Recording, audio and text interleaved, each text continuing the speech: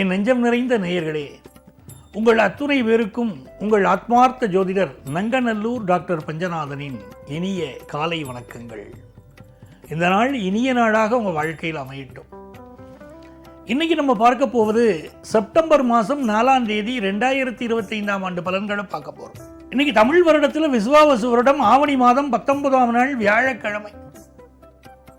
சந்திர பகவான் உத்திராடம் நட்சத்திரத்தில் பயணம் பண்ணிட்டு இருக்கார். மேஷராசி அன்பர்களே, நீ உத்திராடம் நட்சத்திரத்தில் சந்திர பகவான் பயணம்னா மிக விசேஷம். மேஷராசிக்காரர்களுக்கு நல்ல ஜாப் கிடைக்கும். இதுல என்ன விசேஷம்னா, சூரியன் இந்த உத்திராடம் நட்சத்திரத்துக்கு அதிபதி சூரியன். கிருத்திகை, உத்திரம், உத்திராடம் இந்த 3 நட்சத்திரங்களுக்கும் அதிபதி சூரியன். அந்த சூரிய பகவான் உச்சமடையக்கூடிய ராசி எதுன்னு பார்த்தோம்னா மேஷராசி தான். இப்போ மேஷராசிக்காரர்களுக்கு சூரிய பகவான் வாழ்க்கையில் உயர்வை தரக்கூடியவர். இப்போ பூர்வ புண்ணிய ஸ்தானத்தில் இருக்கார். எல்லா நலன்களும் தேடி வரும். நல்ல ஜாப் இப்போ கிடைக்கும். ஒரு பிஸ்னஸ் பண்ணணும்னு நினைக்கிறீங்க இல்லையா, இதெல்லாம் அருமையான நேரம் பிஸ்னஸ் தொடங்குறதுக்கு. குடும்பத்தில் சந்தோஷம் பெருகும். ஒரு இனிமையான பேச்சுக்கள் குடும்பத்தில் இருக்கும். ரிஷபராசி என்பர்களே, ரிஷபராசிக்காரர்களுக்கு காலை பொழுது மௌனமா இருந்தா மாலை பொழுது மகிழ்ச்சியா இருக்கும். இன்னைக்கு சந்திர பகவான் அஷ்டமஸ்தானத்திலும் பிறகு பாக்கியஸ்தானத்திலும் பயணம் பண்ண போறார். இன்னைக்கு மாலை நேரம் பிரமாதமான நேரம். கணவன் மனைவிக்கு இடையில ஒரு அந்யோன்யம் உருவாகும். ரிஷபராசிக்காரர்களுக்கு நல்ல வருமானம் பெருகும். ஏன்னா தனகாரகன் இப்பொழுது தனஸ்தானத்தில் இருக்கார். புதிய தொழில் துவங்கணுங்கிற எண்ணங்கள் இருக்கும். சில பேர் புதுசாக தொழில் துவங்கியிருப்பார். அதற்கு சில எதிர்ப்புகளும் இருக்கும். இந்த நாளை பொறுத்த வரைக்கும் சுக்கிர பகவான் உங்கள் ராசிக்கு 3ஆம் இடத்தில் இருக்கார். மனைவி பக்கபலமாக இருப்பார். உங்களுடைய எதிர்பார்ப்புகள் பூர்த்தியாகும். நல்ல நாள். மிதுனராசி என்பர்களே, மிதுனராசிக்காரர்களுக்கு அட்டமத்தில் இன்னைக்கு சந்திரன் போக போறார். இன்னைக்கு சாயந்தர நேரமெல்லாம் கொஞ்சம், இன்னைக்கு சாயந்தரம் தொடங்கி ஒரு 2 நாள் நம்ம மௌனமா இருந்துக்கணும். இந்த நாளில் பயணங்களை அவாய்ட் பண்றது நல்லது. அதுவும் குறிப்பா இன்னைக்கு இரவு நேரத்து பயணத்தை அவாய்ட் பண்ணிடணும். வியாபாரத்தை பொறுத்த வரைக்கும் ரொம்ப நல்ல அனுகூலமான சூழ்நிலைகள் இன்னைக்கு இருக்கும். படிக்கக்கூடிய ஸ்டூடெண்ட்ஸுக்கு புரியாத பாடங்களும் புரிய துவங்கும். புதுசா ஒரு வீடு மனை வாங்கக்கூடிய சிந்தனைகள் பெருகும். அதே நேரத்தில் சிலருக்கு கால் வலி சம்பந்தப்பட்ட தொந்தரவுகள், உடல்நல தொந்தரவுகள் கொஞ்சம் இருக்கும். ஆனாலும் இது நல்ல நாள். கடகராசி அன்பர்களே, ராசிநாதன் சந்திர பகவான் 6ஆம் இடத்திலும் பிறகு 7ஆம் இடத்திலும் நீங்க பயணம் செய்வார். அவர் பயணம் செய்துட்டு போறார். சார் எங்களுக்கு என்ன லாபம் அப்படின்னு கேட்டீங்கன்னா, இந்த நாளில் உங்களுக்கு நல்ல வேலை கிடைக்க போகிறது. 6ஆம் இடத்தில் சந்திரன் போறார் பாருங்க, உங்களுக்கு ஒரு நல்ல வேலையை கொடுத்துருவார். அவரே 7ஆம் இடத்துக்கு போறார். சிலருக்கு ஃபாரின் ஆப்பர்ச்சுனிட்டி கிடைக்கும். பொதுமக்கள் தொடர்புடைய துறைகளில் இருக்கக்கூடியவர்களுக்கு நல்ல பெயரும் புகழும் கிடைக்கும். கணவன் மனைவிக்கு இடையில காலையில சண்டை, சாயந்தரம் சந்தோஷம் அப்படின்னு இருக்கக்கூடிய நாள் இந்த நாள். வியாபாரத்தில் ரொம்ப அழகா பேசுவீங்க. இனிக்க பேசுவீங்க. உங்க பேச்சுக்கு வாடிக்கையாளர்கள் மயங்குவாங்க. இந்த நாள் தர்மம் தலைகாக்கும்னு உங்க முன்னோர்கள் செய்த தர்மம் உங்களை காப்பாற்றும். படிப்பில் ஒரு நல்ல வளர்ச்சியை மாணவர்கள் காணப்போகிற நல்ல நாள். கலைஞர்கள், திரைத்துறையை சேர்ந்தவர்கள், நாடகத்துறையை சேர்ந்தவர்களுக்கெல்லாம் புதிய ஒப்பந்தங்கள் இன்றைக்கு கையெழுத்தாகும். சிம்மராசி என்பர்களே, சிம்மராசிக்காரர்களுக்கு இந்த நாள் தொழில் வளர்ச்சி பிரமாதமாக இருக்கும். ஆனால் உங்களில் பணியாற்றக்கூடிய ஒருவர், உங்க கடையிலேயோ உங்க நிறுவனத்திலேயோ பணியாற்றக்கூடிய ஒருவர், அவரால் சில மன சங்கடங்கள் உங்களுக்கு வரலாம். உங்க பேச்சுக்கள் ஒரு கோபம் கொந்தளிக்கும். அந்த கோபத்தை கொஞ்சம் அறவே நீக்கிக்கணும். இப்போ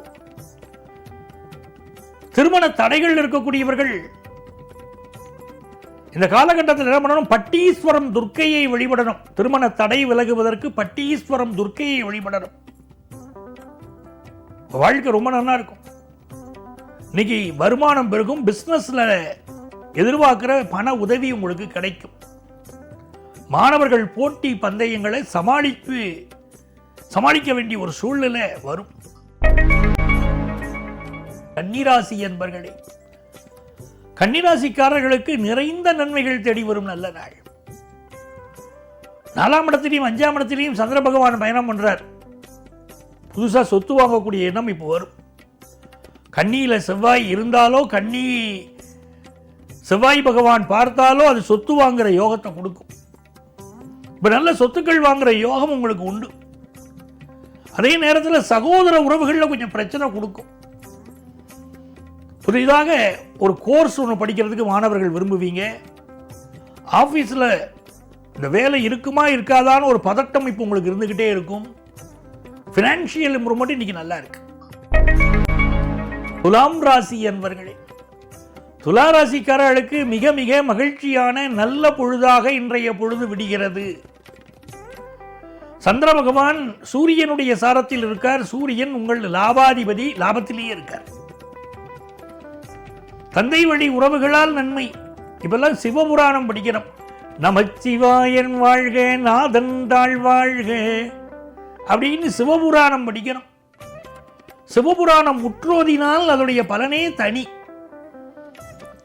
துளாராசிக்காரர்கள் சிவபுராணம் படித்தால் நன்மைகள் உருவாகும். இன்னைக்கு நல்ல தன வளர்ச்சி இருக்கும். படிக்கிற ஸ்டூடெண்ட்ஸுக்கு கல்வியில் இருந்த தடைகள் எல்லாம் விலகும். நிறைய விஷயங்கள் கற்றுக்கொள்ளக்கூடிய வாய்ப்பு இப்போ கிடைக்கும். குடும்பத்தில் ஒரு அந்யோன்யம், வியாபாரத்தில் ஒரு லாபம் இன்னைக்கு உண்டு.